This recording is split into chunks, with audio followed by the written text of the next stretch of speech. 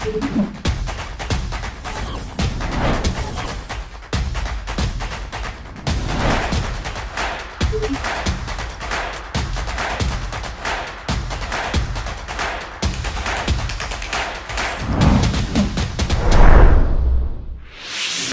naman po natin ang ating hinaangaan, ang ating minamahal na Commissioner ng PBA, Willie Marcial. Kung Willie, ano po yung mga significant achievements ng PBA this past season? Yun, naraos natin, maski na may pandemya, paulit-ulit tayong pinipilit natin maitawid yung ating conference, natapos natin yung season. Malaking bagay po sa akin yun. At siguro sa Board of Governors na natawid po natin kahit may pandemya. Yung pong last game ng season, umabot ng higit ng 20,000 ang audience natin. And of course, nag-live audience tayo. Gaano kahalaga at gaano ka-good ang pakiramdam ninyo nung nakita nyo 20,000 people nandun sa MOA Arena at nakabalik na din yung live audience natin? Katulad nga sinabi ko nung una, nung binigyan tayo live audience, sinabi ko, magtinda na lang kayo, 10 hotdog. Kasi baka 10 lang. Nakita, nagsimula sa 3, naging 5, naging 15. Yung 20,000, nakakagulat yun. Nakakagulat kaya nagpapasalamat po ako sa inyo na patuloy yung pagsuporta. Nakakagulat yun. Parang tumaba puso ko doon. Kung Willie, nagkaroon po tayo ng PBA draft. Marami pong mga rookies na sumasali. Marami ding nakapasok na sa mga teams, nakapirma na, no? Pero meron din tayong mga rookies or eligible rookies na hindi pumasok sa draft. Yung ba ay nakaka-alarma sa atin o hindi? Sa akin hindi. Sa kanila, one, kasi may kulang yung iba ng mga requirements. Two, gusto mag-abroad, okay lang yun. Diba? Kung ano makakabuti sa kanila, sa tingin nila, okay sa kinabukasan nila, go ahead. Wini-welcome pa rin natin pagbalik nila. Yun nga lang, may mga consequences. Depende kung ano ang mangyayari. Kung Willie, this coming season, 3 po ang conference natin. Ibabalik po natin dun sa 2019 format. So, it's been a while since the PBA has had 3 conferences. First is the Philippine Cup. Yung po mag-uumpisa June 5. Tapos po yung Commissioner's Cup na below 610. Tapos yung pong Governor's Cup will be below 6'6". Sa second conference, Kong Willie, meron po tayong guest team, yung Bay Area Dragons. How will this team impact in terms of competitive level and audience participation sa liga natin? Sa akin, makakatulong to sa PBA kasi ibang klase ng team na to. Balita ko, mga matataas, mga galing China, yung mga players nila, mainland, meron silang 7-footer na sinasabi nila. Kaya malaking bagay ito sa PBA at makikita natin kung gaano tayo rin kalakas o makakakumpit sa kanila. Pero, at pwede sila mag-champion, ha? Pwede mag-champion ng Hong Kong Dragons, kaya maganda tong second conference. In exchange naman, Kong Willie, no? Yung EASL maglalaro sa PBA, pero yung PBA maglalaro din sa EASL. How exciting is that development? Sa akin, makikita ng international brand of basketball. Makikita ng iba't ibang bansa kung paano mag-basketball at paano ang basketball sa Pilipinas. Yun. Parang palitan yan eh. May matututuhan tayo sa kanila, may matututunan din sila sa atin. Lastly, Kong Willie, yung po mga player natin, yung mga coaches natin, during the pandemic, they absorbed a 20% salary cut. At sinabi nila, gusto nilang mag-give back din at magtulungan sa PBA, no? Ano naman ang masasabi ninyo sa mga player natin, sa mga coaches, doon din sa mga fans, that despite the pandemic, nandun pa rin sila? Ang laking bagay ng ginawa ng coaches. Nakita nila yung pandemya, pabago-bago ang ruling natin. Kasi depende eh.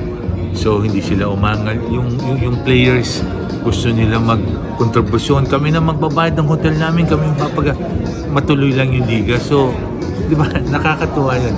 Nakakatuwa yung ginagawa. At yung mga fans, hindi tayo iniwanan, maski na o nasa TV sila o bumalik sila dito sa Coliseum natin. Yun nga, hindi ko ma-express kinito sa tuwa. Maraming salamat, Kong Willie Marcial. first of all on your new mandate. So how does that feel? You get it fresh. It comes with a lot of responsibility, but it seems like you're determined to really do a better job for the upcoming season of the PBA. No, these are great guys to work with, especially proven during the pandemic and the difficult times. So I like this group. I enjoy being with this group, and we do things well together. So that's what's important. Yeah. So the PBA joining the EASL and the EASL joining the PBA. Can you tell us about that? No, it's two things. One, we get revenues from it, maybe three. Second, it shows it's an opportunity to show that we can shine in a tournament like this, and the PBA is also a great league.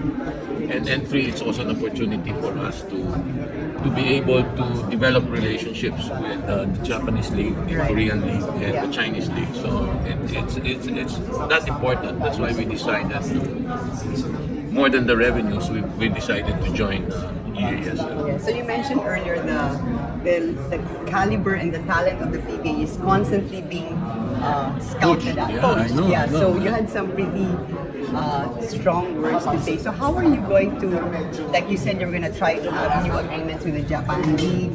How are you going to work it out, sir? With great difficulty, because for the Japanese league and the Korean league and the other leagues, this is new for them. So to them, the world is a target, and they bringing in Filipino players is good for them. Yeah. It's good for them and good for the league. There are many ways to address this. One is signing an agreement with them With the league itself. with the league, and second, to get to know who the poachers are, and be able to talk to the poachers and see how sincere they are in bringing in the players. Ang problema kasi they're starting it very early. The poachers are starting it very early. Even the UAP and other leagues are affected by this, no? And they leave their schools, and there are many, and there's one The chance to experience. earn, no? Yeah, chance to earn. It's that. Then the poachers also look at players even before their contracts expire. So when they approach a player whose contract is about to expire or 6 months before it expires, it changes their attitude, because now they have the options. They want to negotiate early. They might not play better. They might not play well. Right. And it's a lot of these things. But I don't blame them. The poachers are there who give them more income and more money. So it's actually also talking to the players. Right. So I was going to say, And reaching out. How are you going to be? Are you going to be imposing any new rules, or sabi mo kanina you want to tell the players na this is their home? Is that how you're going to be talking to the players? More of like a meeting, say you can't stop them. Ang maganda dito, Dayan, is they now have experience. We now have experience. Players who left the league now have experience, and they can actually talk about this experience and saying it's not all green on the other side, because there's also quality of life, and there's also job security, and there's also certain things like recognition in your own country, and that's important. Yeah. There's also the opportunity to play for the national team, and that is also important. So I think it's a learning process for there's some players who said no to offers, and I think now there are many more examples of players who said Mga no. feedback na, because of the feedback of other players. Well, that's one, and I think they're beginning to realize that they'd like to do service more at home than they want to go overseas. Yeah. So, but I'm not blaming those who went overseas. They're young, they're talented, and they want to experience the adventure of working. So there's no really hard, fast rule that you can put in terms of the contracts of the players to prevent them, or let's say put some parameters. Wala. It's giving them a choice. Yeah. And a choice to come back, a choice that will make it beneficial for them to come back, and a choice if they don't come back, there are consequences as well. No? Sir, final na yung for sa national team. Siyempre, we're all thinking about Gilas, and sabi niyo that the PBA is 100% committed to the Gilas team. So is there anything going to change now given that we didn't win the SEA Games, we need more time to prepare? Or This thing about Gilas, it happens to the very best. yes, yeah, It's a learning process. It's a wake-up call, as they say, and no amount of saying you're sorry that I understand and sense will not accept. So they've been very critical. I empathize with Chot. It's become all his fault. it's tough, no? It's tough for him, but it's also harsh, not only for him but for his family, because his family also gets a lot of negative calls, negative press. No? So, yes, the PBA is only but one of the community that's willing to help. So, and we really need to plan World Cup 2020 With the SVP. with the SPP. We really need to know what the program is, and I think they're working on that very quickly. So the sooner we're able to get together as a community, the better, because there are players in UAP that can form the nucleus of the national team. Tamayo is one of them. He's a good player from the Sun. Tina would know. Baltasar, see, who's left us. I think is going to Japan. So these are players that can be, and some other players who are now playing in the UAP and the NCAA that we can tap. So it's not just the PBA. Yeah. Hindi lang naman kami panakit butas or always there, no? But we're always there. But it is also the commitment of the other leagues to be able to adjust their own programs, their own schedules, to be able to allot time for these players to come and join the pool. The collective basketball It's community. collective, yeah. It's never one. It's inclusive. It's not exclusive to us. So that's important. But our attitude has always been yes. And in 2023, I think the commissioner says we're committed to give more time for practice. I think he mentioned about 3 months, but we're Yeah, still that's a talking very about. And that would mean. The whole one conference. Yeah, that would mean 2 conferences, or that would mean 1 conference at all. So that would be a lot of adjustments, and TV5 will get angry at us. And I just realized that Yeah, TV5, the Asian yeah. Games, SEA Games, and World Cup would all be in the same year That's pala. true. That's true. That's true. So that's important. Thank you. Sige, bye-bye. Kasama po natin ngayon ang ating hinahangaan na governor representing Barangay Ginebra San Miguel sa PBA Board of Governors, Governor Al Francis Chua. An old friend from way back, and Gov Al, ano ho mga expectations natin sa Barangay Ginebra? Because nung po last Philippine Cup, defending champion po yung Ginebra, pero nag-number 8 ang team. Of course, nakapag-bounce back naman ang Ginebra, nanalo kayo ng Governors Cup Championship. Right. Ngayon, excited ako, no? Hindi sa All Filipino. Why? Because yung mga injured players namin makakalaro na. So, isa-isa natin. Of course, for the longest time, nila kita si Pringle. And now Pringle can play, I think, kasi he's practicing well. So sa All Filipino, makikita nyo ng mga fans, makikita na si Pringle. Japet will be 100%. Kasi pinilit natin sa gusto maglaro ng bata ng championship. Nakatulong siya kahit paano. Kaya bibilib ka sa bata kahit pipilay-pilay.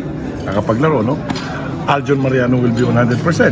Okay? So, makakakita sila ng yung mga Ginebra. Alam mo naman si LA, hindi titigil yun hangga't di niya nakukuha yung gusto niya, no? So, maganda, excited kami this coming All Filipino. Gov Al, marami po nagtatanong, ano po ang situation ni Mark Caguiwa? Will he be on the roster? Will he join the coaching staff? Mark the Spark, ano po ang destiny niya? O kami, alam mo si Mark, napaka-simpleng tao. Kung kakausapin mo siya, parang he wants to retire na wala nang iyahangin jersey. Ano mo yung taong yun, napaka-ano eh. Ang gusto niya makatulong sa team. Actually, we offered him to be assistant coach. Pag ayaw niya na, But we're not pressuring him kung kailan niya gusto. I said na anytime na ma-decide niya, kasi alam ko, pupunta muna siya ng Amerika, may ayusin siya. Anytime. Sabi naman niya, hindi naman kailangan maging assistant ako, tutulong pa rin ako. Ganun siya, no? Yung pagkatao niya. But kami, if ever magiging assistant si Mark, napakalaking bagay sa Ginebra sa mga fans namin. At Goval, there is a possibility that maglalaro pa si Mark Agiwa this coming Nasa sa kanya yun, kung gusto niya. Okay. Diba? So the door is open. Yes. Always open pagdating kay Mark. Yung pong mga veterano natin sa Barangay Ginebra, pareho silang injured much of last season, pero nakabalik si JDV, pero si Jared Dillinger. Will there be a place for both those veterans sa Ginebra? Yun ang pinag-uusapan namin, no? Kasi, lagi sila na-injured na, laging ganito, mahirap naman isugal mo ng ganito, no? So, I think sila, alam na rin nila na ganito. So, pinag-uusapan pa namin kung anong gagawin sa kanila. Dahil makikita lang yung mga bata, nakita for the past few conferences, talaga nakaupo lang sila, no? Because of injuries, yung operation nila.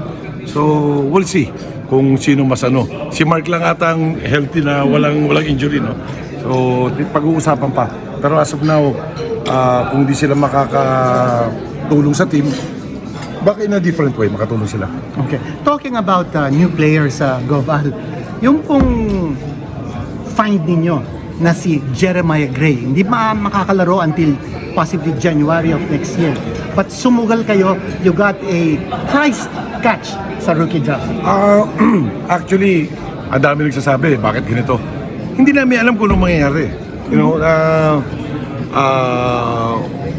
Nakipag-trade sa amin, kami naman, okay pa naman yung team. So, we're intact na pwede kami maghintay. No? And Jeremiah Gray played for us sa San Miguel, sa ABL. So, kilala ko yung bata, no? I've talked to him, nasa stage siya. I told him na take your time kung kailan siya mas okay, kung kailan babalik. But the kid is so excited na pang 5 buwan niya na ata pero marami mga therapy daw na gagawin, therapy dito. Sabi ko, take your time. We can wait. And yun nga, hindi natin alam kung pareho pa rin siya nung dati kasi ACL yun. Hindi natin alam kung yung paglalaro niya yung kumpiyansa niya ganun pa rin dahil galing siya sa injury. So yung nangyari sa amin sugal, no? But again, kami kaya naming gawin yun na mag-intay. Diba? Yung ibang team siguro hindi, kami kaya namin. And like what you said, price cuts, so malay mo, talagang iisa yun sa mga iniintay namin para magkaroon ng mga athletes sa Ginebra. Goval, tell us a little bit about Stan, Christian Hardiger. Yung kanyang progress, yung kanyang pakikisama sa loob ng team at yung chemistry na dinala niya sa Ginebra. Alam mo si Christian, no? Minsan sasabihin nila mahirap kausap, mahirap pakisamahan. You have to understand, even kumuha ka sa kasimbahay mo galing sa probinsya na hindi alam yung lingwahe Tagalog, mahirap mag-communicate eh. Sila ganun din. So ang inaano namin, intindihin nyo, di ba? Ngayon, kung sasabihin mo kailangan siyang umintindi, lahat kayo pare-pareho lingwahe nyo, siya lang nakakaiba eh. So may iya talaga mag-approach yun. Kailangan talaga merong mag-approach sa kanya para ganun. Di ba? Tapos nung una, naiilang siya. The only thing that I told him is, you don't need to score para manalo ang Ginebra. Kung anong kailangan ng Ginebra sa'yo, your rebounding, your defense, malaking bagay na sa amin yun. We're not looking for you to score na ipo-force ka namin, umiscore ka, kaya ka namin kinuha. No. And then after that, na-relax na siya. So then, the teammates, yung teammates niya, ang ganda ng pakisama sa kanya. Tapos siya nakapag-adjust na. Ang mga coaches, yung team, lahat, lagi siya kinakausap. And kita mo, nung na-injured si Japet, bigla siyang nag-blossom na, di ba, yung laro niya talaga, from defense to offense. And parang yung nga sinasabi ko yun ang player na nakita ko, pinakamadali nag-mature no semi-finals. Nag-mature na siya hanggang finals. No? So I guess ito, dire-diretso na to. Nabanggit niyo, Coach Tim Cohn, winningest coach in PBA history. Do you think he will lead you to a Grand Slam this season? Lahat kami yun ang gusto namin, no? I'm not pressuring Tim, but I think yun ang direction ng gusto ng mga player natin, no? Nila Scotty, lahat, makikita mo doon sila papunta. So sana sana magawa, no? Alam mo, ang basketball hindi mo matatansya dahil in the middle sa tagal ng conference, may napipilay, may nagaganito, di ba? May mga hadlang. So, sana ito makuha nila. Hindi namin sila pinipressure. Sa kanila nang galing yun Gusto nila makatikim ng Grand Slam. Wow. Well, Yeah. thank you very much, Gov. Alchua, for your time, for your friendship, Yeah. and best of luck to Barangay Ginebra. Thank you. Thank you. Alright, from Converge, Chito, salud, long time no see, it's so good to see you. You too, Diane. How are you? I'm good, trying to stay active and fit like you. So let's talk about Converge. So, kamusta naman yung team? You know, being the newcomer in the PBA, how have your practices been, and what's the vibe like? High energy. No, we're looking forward to the season. And as you know, we've been billeted to play in the first game of the Wow, pressure. opening day. So the players and our coaches are looking forward to this. We have a young, athletic team, and hopefully we can gel as the season goes along. This is a long season, so we don't expect to have the chemistry immediately. But hopefully along the season, we might see some of it. Yeah, I remember that when we first talked and parang binubuo niyo pa lang yung team, you were saying that you're definitely here to form a team that's going to compete and that is going to win. That's right. So- And right now we have a very young and athletic roster. You know, at the time we were speaking, Diane, we only had 7, 8 players signed. Now we have 13 and more to be signed later. And hopefully we can gel during the season and moving forward the next 2 or 3 seasons. And practices, how have they been? I mean, you're leading up to the opening game. You're so far so good. Everyone's having a good time with the coach and getting to know each other. Well, practices are good, but you know, Diane, I don't give much importance to practices, especially if we're looking at these practices at the start of the season. This is a 10-month tournament. Kailangan that the long PBA haul pala, no? Yeah, so I think the struggle and the challenge really is how to keep our players fit and strong for the entire season and peaking at the right time. So what's your strategy for that? You have a Conditioning and the right play from our coaches. rehab, recovery. All of them. Nutrition, strength and conditioning. I think our players ought to remember that that's part of their job as professional athletes. And that doesn't end during the preseason, no. It's season long. So that's what we expect of the Converge Fiber exercise during the whole season. Okay, so you're in your first game pala. Who are you playing? I believe it's rain or shine. Okay, so Another young how and do you- competitive team. Diane. So how do you think that's gonna go? Ano mga panlaban niyo dyan? Well, we want to win that. They want to win that, and what's important is we put up a good fight. We show the fans exciting brand of basketball and something to look forward to in the long term. Super excited to watch your team. Converge, papanoorin ka yan. First game sa PBA. Please do. Thank in you. the new season. And we want to invite our fans. No? Our organization, along with the men and women of Converge, are really excited to see this team. No? But we're in here for the long haul. We want our fans to understand that we are still revitalizing and retooling this team, and it may take time.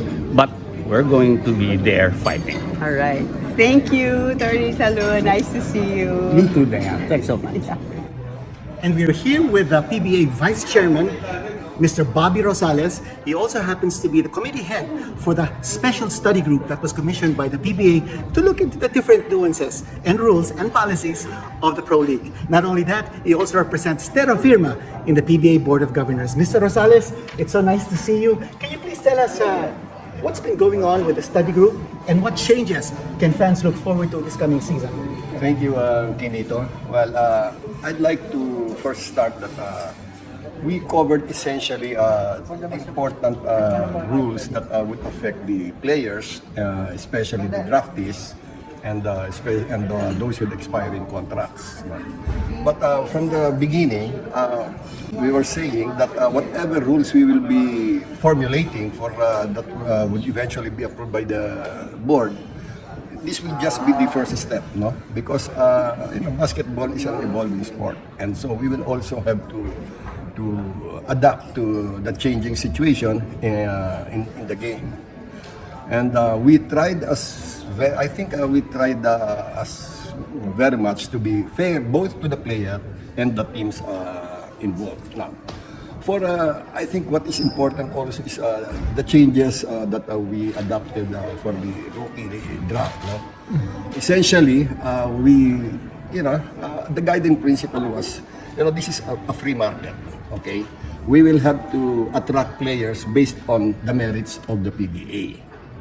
And so with that in mind, we provided incentives as well as sanctions. But more important, we'd like to stress on the incentives. No, that's why for the top 3 draftees, no, we decided to eliminate the salary cap for rookies, but it's still limited by the maximum salary cap for of the PBA, not just for the top 3 rookies.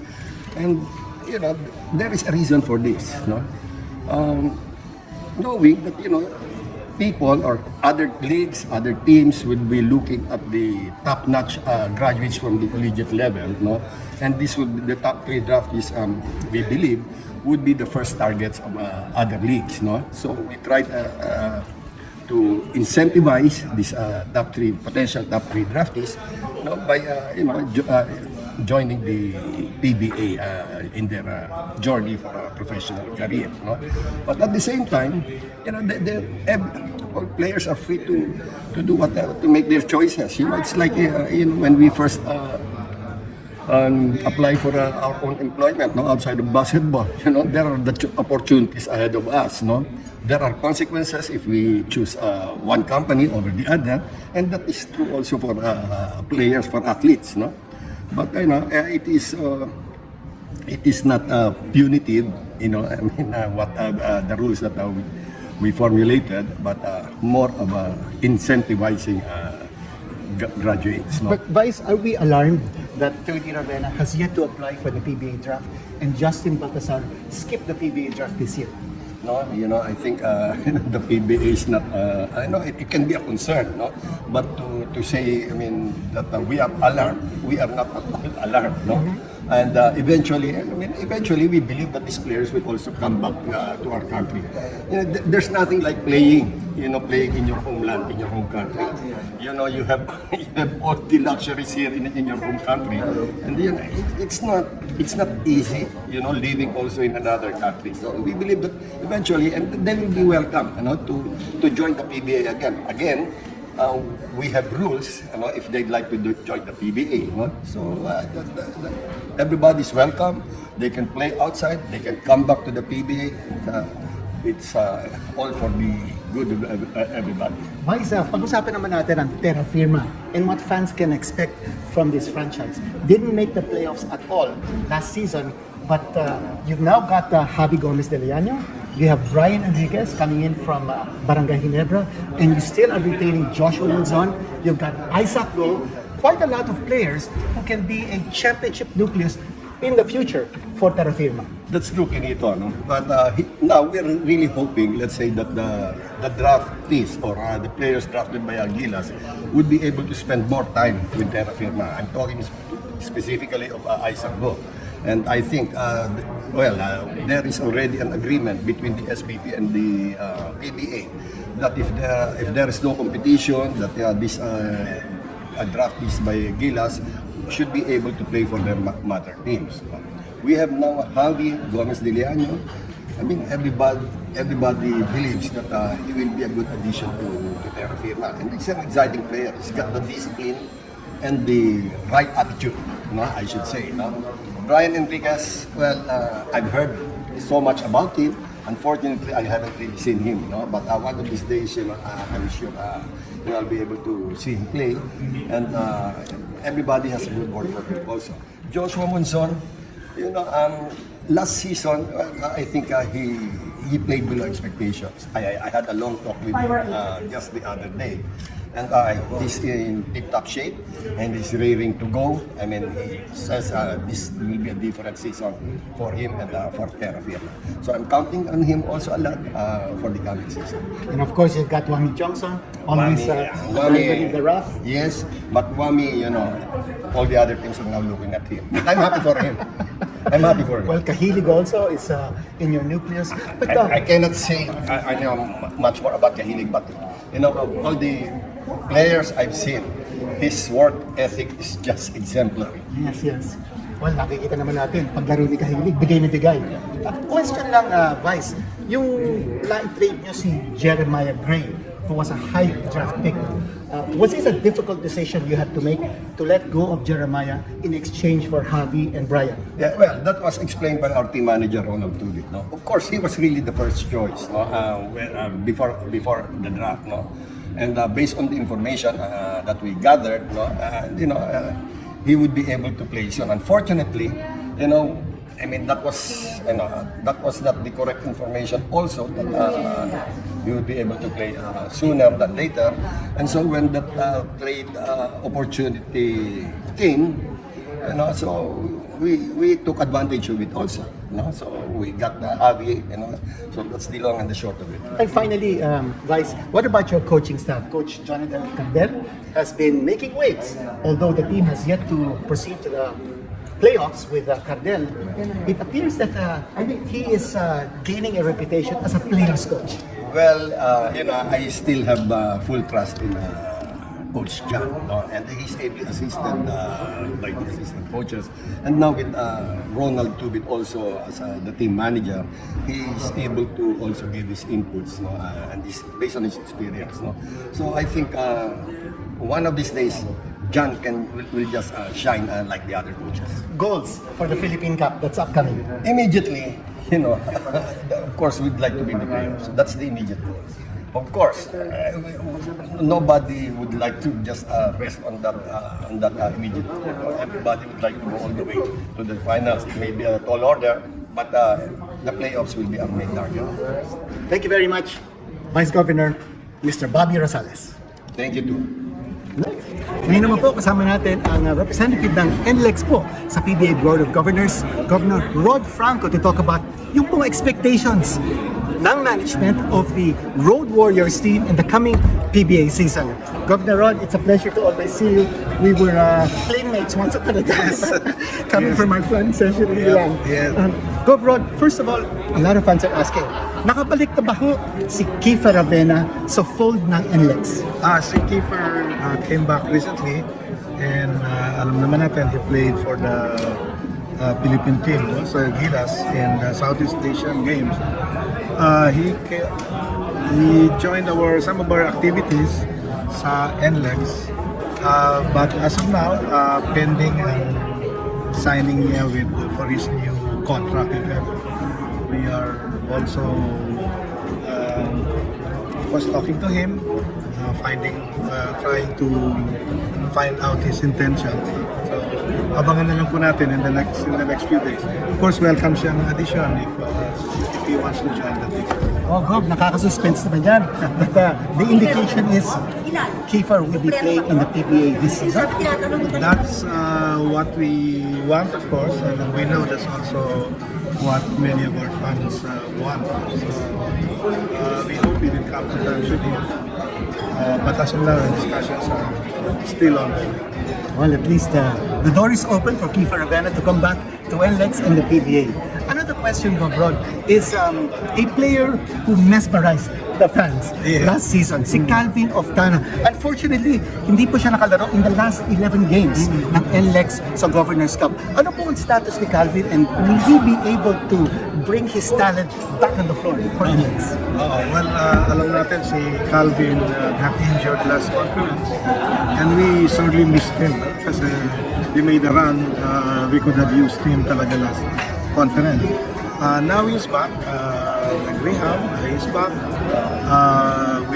We waited for him and made sure he's okay before he comes back. He will be again a key feature of the Road Warriors. So abangan din nila yan. Wow, okay, that's good news. What about the backcourt ng NLEX, which is also very exciting? We've got Kevin Alas and of course Matt Nieto. Kumusta naman ho ang kanilang kombinasyon? And of course, if Kiefer comes in, mas power pack pa ang backcourt ng NLEX. We've had a solid backcourt group. Unfortunately rin, i-injure and si Kiefer had to try his luck in Japan last year. So medyo nag-break up yung core ng guard rotation namin. But nevertheless, this season mas solid ang guard rotation. Kevin is there, Matt, of course, nandiyan din sina Chris Rosales and the other guards, sina Philip Panimagan, sina Paul Barilla. All of them are solid contributors. And we have a loaded lineup. Yeah, and we hope si Kiefer can join them also. What about your big men, Govrod, Miranda, Soyud? Those guys are maybe, can we say, a little bit of the enforcer type na physical players, pero maasahan sa dikdikan. Alam mo naman yan ang type na players ni Coach Ying. We always have those kinds of players, and then we have the veteran presence, of course, with JR, and nadagdag natin, of course, si Justin. So okay naman ang aming big man rotation. If you notice ito sa off-season, wala tayong major addition. We really just work our way to get our players to return to the lineup. We thought we have a good lineup already. Nagkataon lang talaga na hindi naging full force because of injuries. We're talking about big men. Question that a lot of fans are asking, Asi Taulava, maglalaro po ba siya this coming season? Will he take a role in the coaching staff? Ano po ang future ng Asi Taulava? Asi is part of the NLEX organization. So he will always be with NLEX. Sa Road Warriors, he is on standby kung kailangan ni Coach Yang. He will be available. That's one thing you can say with Asi. He never stopped training. He's in good condition. But at the same time, he's also helping the company in many of our social and outreach activities. So that's the good thing with Asi. He plays whenever he is called to reinforce the teams, but kung hindi siya naglalaro, he helps us in our social and, as I said, outreach activities. Very active yan. In other words, Gobro, laging handa si Asi Taulava. Parang Boy Scout. Laging handa, and he's really part of the NLEX organization. There will always be a role for him in our organization. Govrod, what about Kevin Alas' situation? Because he suffered a personal tragedy at Cisalina. Our prayers go out to her. I know that she's recovering with God's blessings. She will be able to be 100% again. But how was this affected, Kevin? Has he been showing up for practice? Yes, si Kevin is a very diligent player yan. And if you know him, family man yan. Like since even yung family niya with Coach Louie, talagang closely knit yan. Then when he started his family with Selena, I was one of the ninongs pa in his wedding. So very close ako sa kanila. And it's really mahirap matanggap what happened to Selena. But I know both of them are strong, and even si Kevin, he even had to pull out from the Gilas team because it was just yung situation ni Selena was just announced recently. So that's a tribute to the kind of person that Kevin is. He knows where his priorities are, but at the same time, he participates very diligently in all our team activities. In the latest word in Salina is that mukhang maayos naman ang kanyang treatment. We continue to pray for her. Yes. Well, one final question, Govrod. 7th place ang NLEX sa Philippine Cup the last season. But you made it to the semifinals of the Governors Cup. Natalo sa Ginebra. That was quite an exciting series. But what are the expectations this coming season for NLEX in terms of placing and in terms of goals? Yeah, of course our team goal is again to make it to the playoffs, and hopefully also make it to the semifinals. Kasi we've never naumabot pa sa semifinals except last year when we had a good run.